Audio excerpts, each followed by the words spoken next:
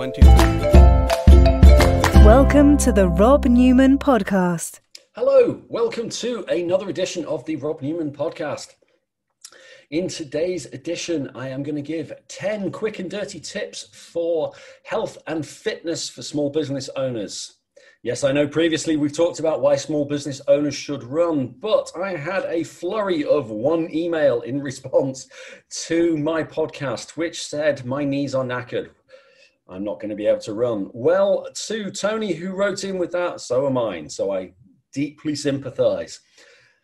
Running in boots and a Bergen does not do you any favors, even though in your 20s you feel you are invincible. Now at 47, I'm suffering those ill effects. So what I would say to you is, number one, get outside every day and get some fresh air. Very few people are unable to at least get outside the front door. However much of a state you may be, however bad it may be feeling, get outside and try and walk, at least if it's only round the block.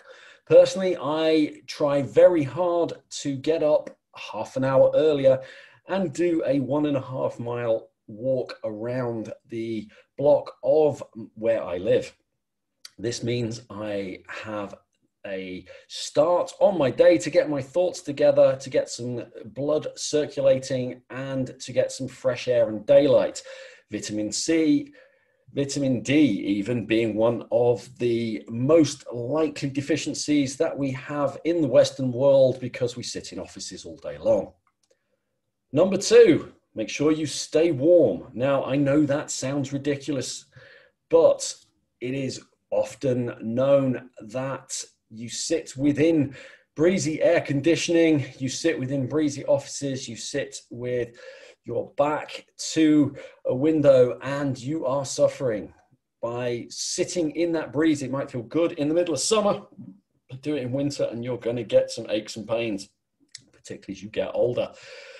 It's also one of the ways that the body regulates its temperature. So if you are cold often, of course, it's the way it regulates its temperature. What I mean is it regulates its circadian rhythms. If you are cold, the body is going to be out of kilter because it doesn't know when exactly it is during the course of the day. Now, the next thing you might think I'm being all new age here, but is burn some candles.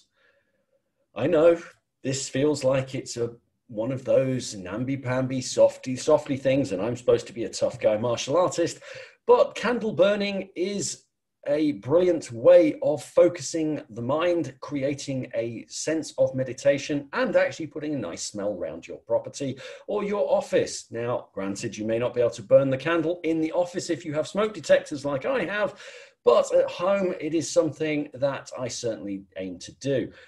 A nice candle in a living room burning without the TV on can give you 5 to 10 minutes where you can sit, look at that flame, reflect, and catch up with your own thoughts in the day whilst removing the day-to-day smell of cooking, cats, and family. Number 6, I think it is, get up and stretch at least once an hour. Now, I know I do yoga and I know I'm obsessed with stretching, but it's one of those things that I would urge almost everyone to do regularly. Stretching, basic, simple stretching, is something that you will get extreme benefit from. 5 minutes once an hour will really pick up your mood, make you feel better, and help with coping with the stress and pressures of being a small business owner. Now, if you're looking for some inspiration and ideas, there are plenty of free apps available on iPhones and Androids. Or you might even head over to my yoga channel where I do 10-minute office stretching for those who are bound to desks. So far, my video has had over 3,000 views even. It's got 2 reviews, I think it is. And I am delighted to say that many people do seem to find some benefit from doing simple stretches whilst stuck in chairs. The next quick and dirty tip is one that will be said to you over and over and over again, but never skip breakfast. I am horrendous at skipping breakfast and running to Costa and getting a Costa coffee. Caffeine is not a substitute for food, however much I may try and make it to be. But I would urge you to start the day with something that's not just a bowl of cornflakes. Try and start with porridge, or with eggs, or with something that represents real food that your grandparents would recognize. If your grandparents, or depending on your age, your great-grandparents would recognize it as being food, and it doesn't come from a factory, it is probably something you should be eating for breakfast. I know many people say breakfast, oh, how can I face that? But that extra 15 minutes earlier by getting up in the morning does make all the difference. And yes, I do actually try and get up an hour earlier than is needed to allow me to go for this fabled walk and eat breakfast. But I know times when it slips apart and I don't do it, how different it makes me feel. So please, if you are a small business owner, make time for breakfast, which leads me into the next quick and dirty tip. Make sure you eat reasonably throughout the day. Again, it's so easy, and it's something that I fell prey to when I was first setting out, was to grab Mars bars and caffeine and donuts and all those other delicious things that sit within garage forecourts or on Greggs shelves. But it really doesn't help you.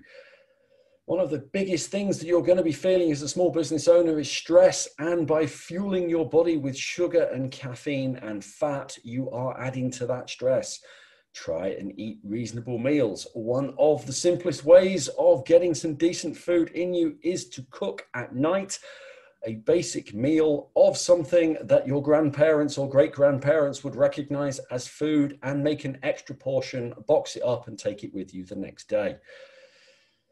If you were to head over to my blog, I have over 500 recipes on there which can be prepared in less than 30 minutes. The recipes are from 2008 through to 2012, when I did a lot more in that world and was on my break from accountancy. They were all designed to be cheap and quick and nutritious and hopefully taste decent. A lot of them drew on my experience of earlier in my career of when I worked in kitchens. If you want a link to that, please let me know. Drop a comment below and I will send something over. The next tip for you, which is something I completely ignore: swap coffee for green tea. Now, very occasionally I do this, and I do actually like green tea, but I'm a complete hypocrite with my Costa coffee. So moving swiftly on, as I've mentioned, try and eat decent food, try and spend some time on yourself, which means disconnect. Turn off the computer, turn off that iPhone, put it in a different room. Don't rely on it at nighttime as your alarm. Use an old-fashioned alarm. Have it somewhere else charging. Don't have it near your head. Get some time for yourself. Disconnect from all of it. It will make a world of difference. In doing so, you can create yourself as a priority. And even if you are a stressed business owner with young children, creating that small amount of time for yourself will help everybody in your life benefit. So that is today's 10 quick and dirty tips for small business owners in fitness, health, and nutrition. Thank you for listening. My name is Rob Newman. I look forward to seeing you in the next one of these. Thank you for listening. Please remember that all of the views and opinions expressed by Rob are personal opinions and not professional advice.